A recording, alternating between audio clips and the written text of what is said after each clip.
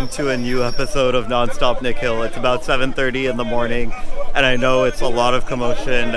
I don't know how much caffeine the people behind me have had already this morning, but I've had zero, so I'm getting a bit impatient. So my plan here in Mozambique is to spend 10 days traveling from Maputo in the south to Pemba in the north. Leaving Maputo this morning, I have two choices for my first stop outside of the capital city.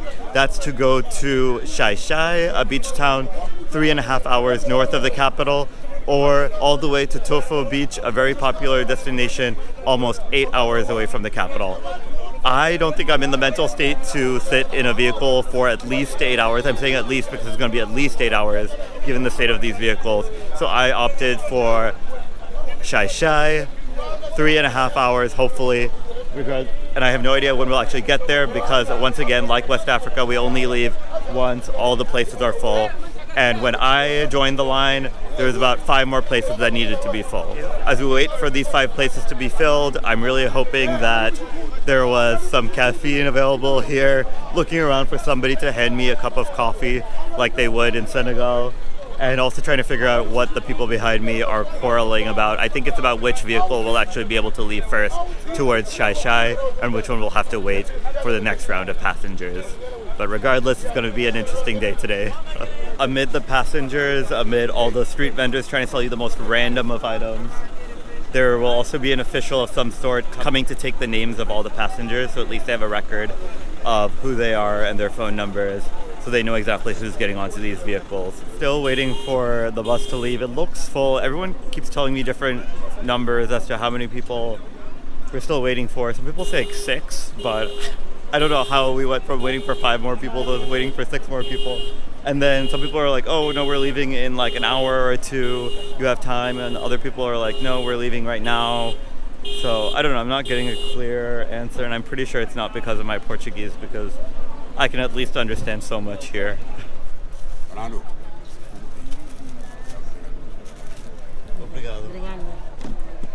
So I finally found some actual prepared food here other than just chips or water or just plain bread, which I had nothing to do with, but I've got some samosas, literally just called samosas, so I don't actually know what's in it, but I'll give it a try. I figure it's better off not to look at my watch, not see what time it is. I think I got here around 7:30 in the morning, but I don't know what time it is right now.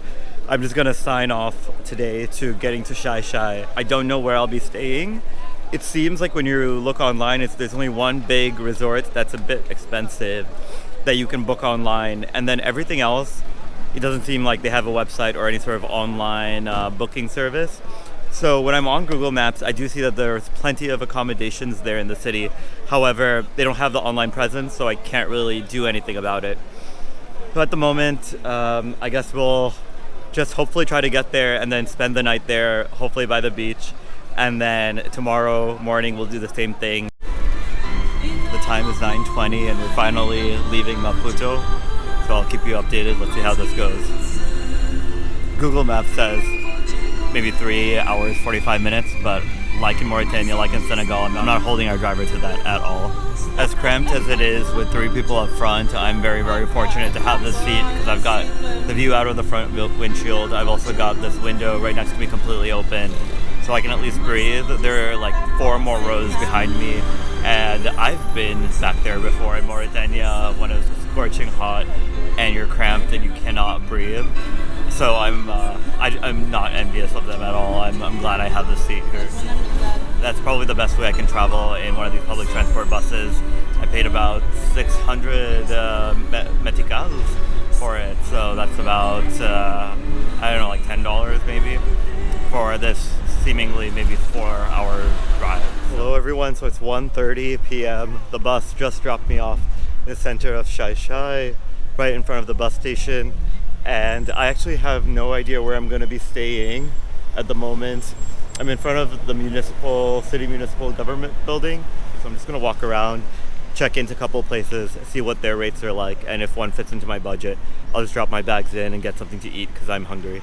So far it seems like it'll be like a really nice city to chill in for the day, walk around here, and then maybe take the 20-minute drive down to the beach as well, and then spend like some of the time there in the evening. What I really like about the cities here is that they're not like big cities. There's not a ton of security everywhere. They're pretty small in scale in that you can walk around, very pedestrian friendly. You always see a bunch of people out and about walking around as well, so it feels very, very safe. So I tried one place. It actually looked really promising, but as expected, it was too expensive. It was about $70 for a room. That's over my budget. I went and tried another one, which had more reasonable prices. That one was full and didn't have a room. But the lady at the reception gave me a bunch of other options for where I can go. So I'm going to try to find that one right now. The thing is, I cannot make out what the names are.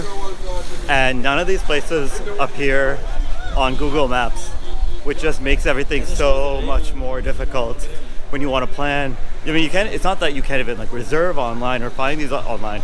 They just do, like the place names just don't even appear on Google Maps. So even when I'm here, it's tough to be like, oh, I know exactly where that is. Let me go find it now. Oof.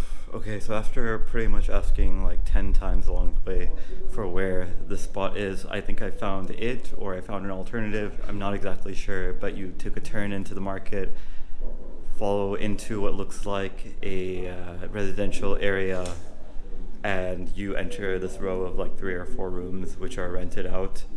So the woman showed me around. I mean, it's not the most gorgeous thing, but coming from where I was in Maputo, in Ulene, this is actually not bad. I mean, look around, it's a pretty basic bedroom. There's water running, there is air conditioning.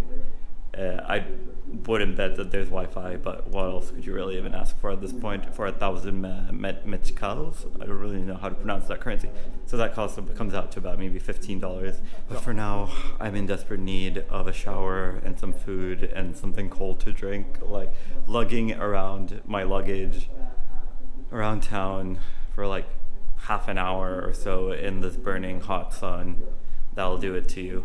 I'm all cleaned up, and my first priority of the day is to get something to eat since I haven't eaten all morning properly. But I'm just walking through the downtown strip here in Xai-Xai, and I'm noticing that there's just Indian names all over the place. It seems like all the big businesses are owned by Indians, just judging by the names.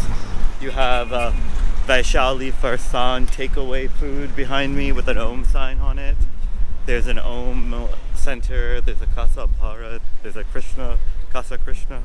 So there's got to be a huge community here doing business. But right now I could definitely do some local Mozambican food with a beer. Would be quite nice.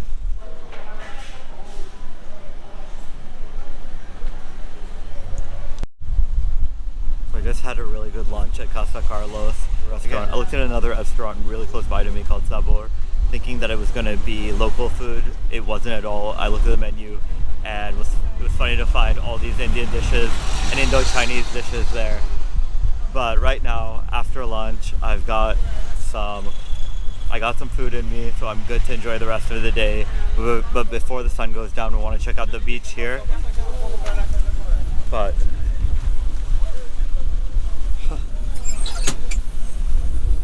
before the sun goes down, I want to make sure that I check out the beach, which is the whole reason why people come here. It's not to stay in the city. So what you can do is it's about 30 minutes away. You can grab one of these share taxis, and it's 20 meticals. So it's about like 30 cents, less than 30 cents.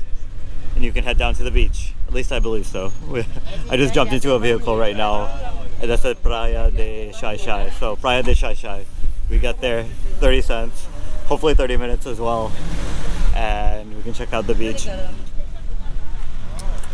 So it keeps seeming like there is no space for people to sit down, but more people are boarding, so I don't really know how that works. It just seems like there's some sort of infinite number of spaces for people to sit down.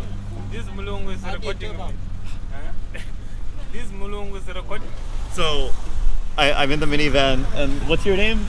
I'm Fernando. Fernando. Yeah. Fernando just called me a white man. From Mozambique. He's from Mozambique. Yes. But Fernando, why did you call me white man? I'm not white. Hey, my friend, I'm sorry I didn't speak English. I'm brown, right?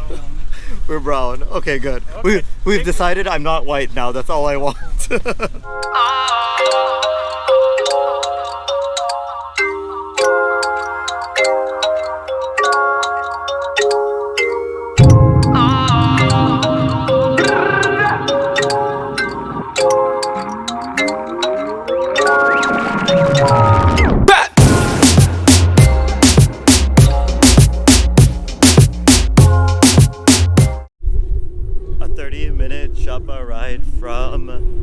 Xai-Xai city. I made it down to Praia de Xai-Xai, the beach of Xai-Xai.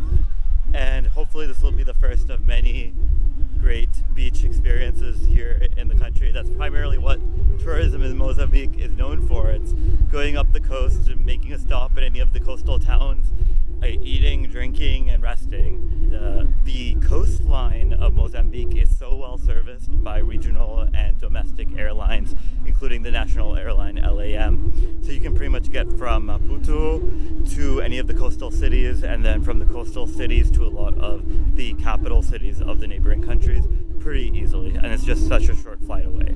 It's a gorgeous time to be out here. You've got families out here, friends gathered together, you're having their snacks, and a bunch of people playing soccer right here on the beach. I mean, where else can you really find such open land like this? And the weather is gorgeous, so I don't blame them.